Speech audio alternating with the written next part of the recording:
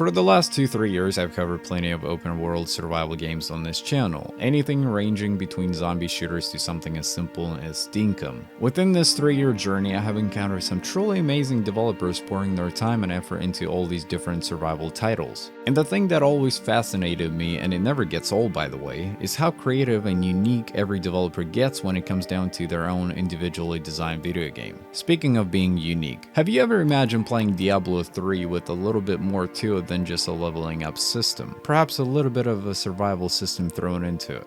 I certainly haven't, not until very recently at least. Currently sitting at very positive review count on Steam and receiving little over 3 million players on the chart ever since it was released, V Rising has been a true definition of a well put together RPG title that brings something completely new to the table. And the game is not even fully released yet, and it still remains in early access. Developed by Stunlock Studios in 2022, V Rising has not only managed to shake up the current RPG genre with its survival system, but it also did it with style, or the new concept if you will.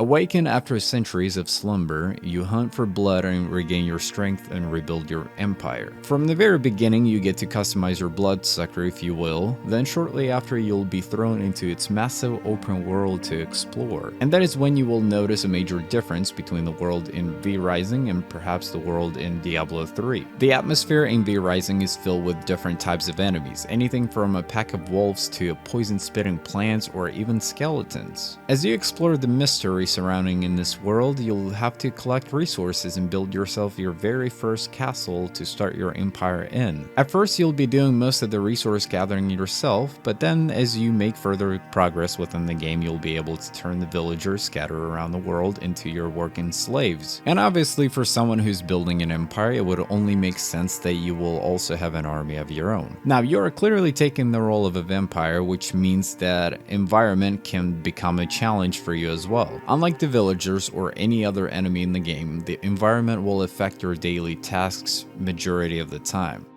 For one, the light. Obviously, you're a vampire and darkness is your best friend, and the light in this case appears to be your worst enemy. Now, it doesn't mean that you can't explore during the daytime, in fact you very much can. However, you must use the resources and the environment itself around you towards your advantage. Trees create a phenomenal cover from the light, and they do provide an excellent amount of shade around you. Same applies with the mountains and caves. Now, do keep in mind that by chopping down trees, you eliminate the majority of that cover from the shade. So if you came across a village and you plan on attacking it, you should try to remain around trees at all times unless you attack during the nighttime, of course. Speaking of villagers, you will also notice that some of them will carry shields with silver attached to them. And as you can only imagine, silver will also impact you as a vampire. So when they try to block your hits and they use the shield as a cover, the end result is not very pleasant, and you will quickly learn that lesson.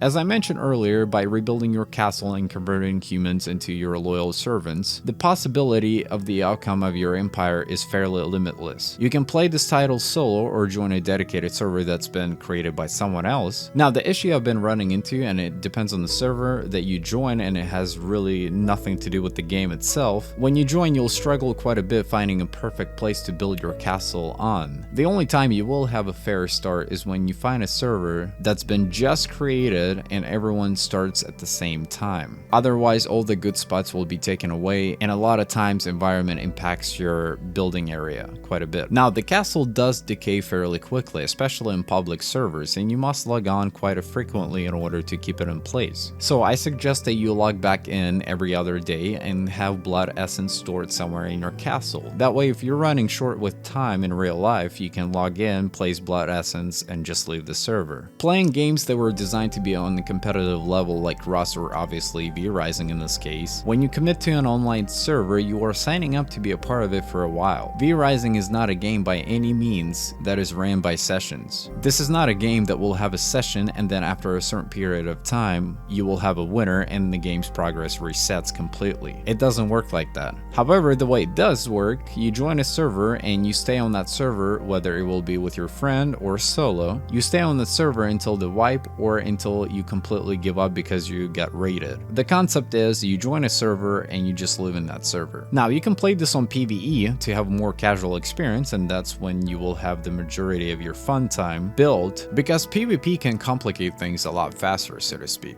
Due to V Rising being an RPG title first with a hint of survival to it, you get to upgrade your armor, your weapons, and you also get to acquire powers from bosses that are scattered around the various regions, anything from spooky forests to freezing mountains, which will better your gear score, which will then allow you to push tougher enemies. If you're not bothered by the top-down point of view and you like the RPG titles similar to Valheim, then I would definitely suggest this game. I love the concept of V Rising with its own little twist to it. And even though I personally am not a massive fan of the top-down perspective, I still was very much interested in this title. And I'm glad that I gave it a go, honestly. For all my RPG fanatics out there, I promise you, you will not be disappointed. I mean, Steam reviews speak for themselves. Also, at some point during Halloween, this game was completely free, especially last year, or so I've been told it was. And I wish I had my eyes on this title previously. So with that being said, you can always just wishlist this and just keep your eyes out for a crazy deal. For what it is, what it offers already, I think $19.99 is a steal as it is, but if you'd like to wait for a sale, well, I wouldn't blame you there either. You already know what to do. If this video helped you at all, give me a thumbs up or, thumbs down if you didn't. If you enjoy survival games, my channel is essentially just built on these titles because I freaking love them. Subscribe for future content like this, and as always, this was your boy Roos, and I'm out. I love you guys. Goodbye.